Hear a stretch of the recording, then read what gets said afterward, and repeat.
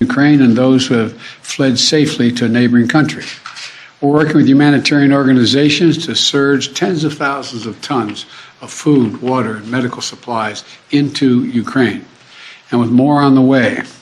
Over the weekend, I sent Secretary Blinken to visit the border between Poland and Ukraine and to Moldova to see what the situation was firsthand and report back. General Milley, Chairman of the Joint Chiefs of Staff of our Defense Department, was also in Europe, meeting with his counterparts and allies on NATO's eastern flank to reassure them, those countries bordering Russia, NATO countries, that we will keep our NATO commitment, the sacred commitment of Article 5. The Vice President Harris is going to be traveling to meet with our allies in Poland and Romania later this week as well.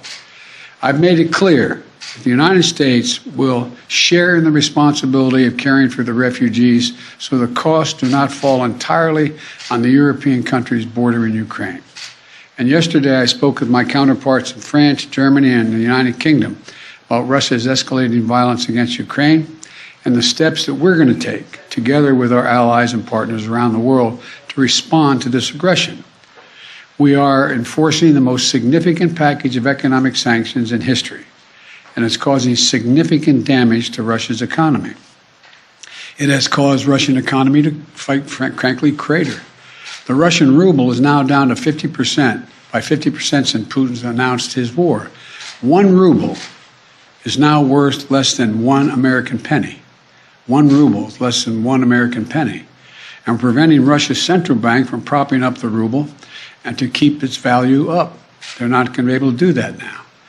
We cut Russia's largest banks from the international financial system, and it has crippled their ability to do business with the rest of the world. In addition, we're choking off Russia's access to technology like semiconductors and sap its economic strength and weaken its military for years to come. Major companies are pulling out of Russia entirely without even being asked, not by us. Over the weekend, Visa, MasterCard, American Express, they all suspended their services in Russia, all of them, joining a growing list of American and global companies from Ford to Nike to Apple. They've suspended their operations in Russia. The U.S. Stock Exchange has halted trading of many Russian securities. And the private sector is united against Russia's vicious war of choice. The U.S. Department of Justice has assembled a dedicated task force to go after the crimes of Russian oligarchs.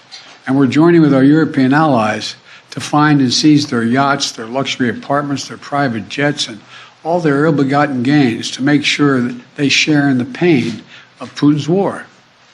These, by the way, are giant yachts. You've put some of them in your press. I mean, some of them are, I think I read one was over 400 feet long. I mean, this is worth hundreds of millions of dollars. The decision today is not without cost here at home. Putin's war is already hurting American families at the gas pump.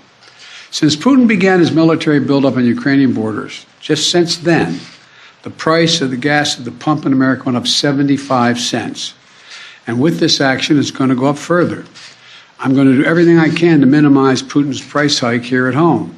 In coordination with our partners, we've already announced that we're releasing 60 million barrels of oil from our joint oil reserves. Half of that, 30 million, is coming from the United States. And we're taking steps to ensure the reliable supply of global energy. We're also going to keep working with every tool at our disposal to protect American families and businesses. Now, let me say this. To the oil and gas companies and to the finance firms that back them, we understand Putin's war against the people of Ukraine is causing prices to rise. We get that. That's self-evident. But, it's no excuse to exercise excessive price increases or padding profits or any kind of effort to exploit this situation or American consumers, exploit them. Russia's aggression is costing us all, and it's no time for profiteering or price gouging.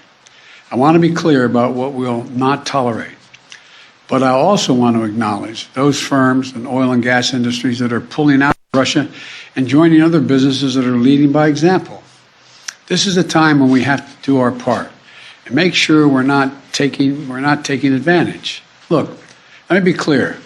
about two other points. First, it's simply not true that my administration or policies are holding back domestic energy production. That's simply not true. Even amid the pandemic, companies in the United States pumped more oil during my first year in office than they did during my predecessor's first year. We're approaching a record levels of oil and gas production in the United States, and we're on track to set a record oil production next year.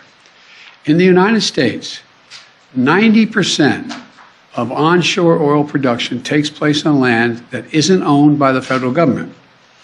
And of the remaining 10% that occurs on federal land, the oil and gas industry has millions of acres leased. They have 9,000 permits to drill now. They could be drilling right now, yesterday, last week, last year. They have 9,000 to drill onshore that are already approved. So let me be clear. They are not using them for production now. That's their decision. These are the facts. We should be honest about the facts. Second, this crisis is a stark reminder to protect our economy over the long term, we need to become energy independent. I've had numerous conversations over the last 3 months with our European friends of how they have to wean themselves off of Russian oil. It's just not tenable. It should motivate us to accelerate the transition to clean energy. This is a perspective that our European allies share, and the future where together we can achieve greater independence. Loosening environmental regulations or pulling back clean energy investment will not lower energy prices for families. But transforming our economy to run on electric vehicles powered by clean energy, with tax credits to help American families winterize their homes and use less energy, that will help.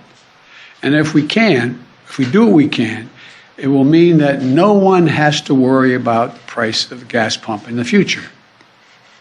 That'll mean tyrants like Putin won't be able to use fossil fuels as weapons against other nations. And it will make America a world leader, manufacturing and exporting clean energy technologies of the future to countries all around the world. This is the goal we should be racing toward. Over the last 2 weeks, the Ukrainian people have inspired the world, and I mean that in a literal sense. They've inspired the world with their bravery, their patriotism, their defiant determination to live free. Putin's war has caused enormous suffering and needless loss of life of women, children, everyone in Ukraine. Both Ukraine and, I might add, Russians. Ukrainian leaders, as well as leaders around the world, have repeatedly called for a ceasefire, for humanitarian relief, for real diplomacy. But Putin seems determined to continue on his murderous path, no matter the cost. Putin's now targeting cities and has been targeting cities and civilians, schools, hospitals, apartment buildings. Last week, he attacked the largest nuclear power plant in Europe with an apparent disregard for the potential of triggering a nuclear meltdown. He has already turned 2 million Ukrainians into refugees. Russia may continue to grind out its advance at a horrible price, but this much is already clear. Ukraine will never be a victory for Putin. Putin may be able to take a city, but he'll never be able to hold the country. And if we do not respond to Putin's assault on global peace and stability today, the cost of freedom and to the American people will be even greater tomorrow. So we're going to continue to support the brave Ukrainian people as they fight for their country. And I call on Congress to pass the $12 billion Ukraine assistance package that I have asked them for of late. Ukrainian people are demonstrating by their physical courage that they are not about to just let Putin take what he wants. That's clear. They'll defend their freedom, their democracy, their lives. And we're going to keep providing security assistance, economic assistance, and humanitarian assistance. We're going to support them against tyranny, oppression, violent acts of subjugation. People everywhere, and I think it's maybe even surprised some of you all, people everywhere are speaking up for freedom. And when the history of this war is written, Putin's war on Ukraine will have left Russia weaker and the rest of the world stronger. May God bless all those heroes in Ukraine.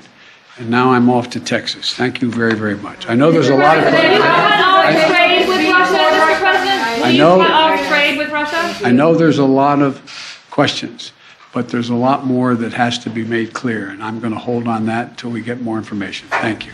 Appreciate it.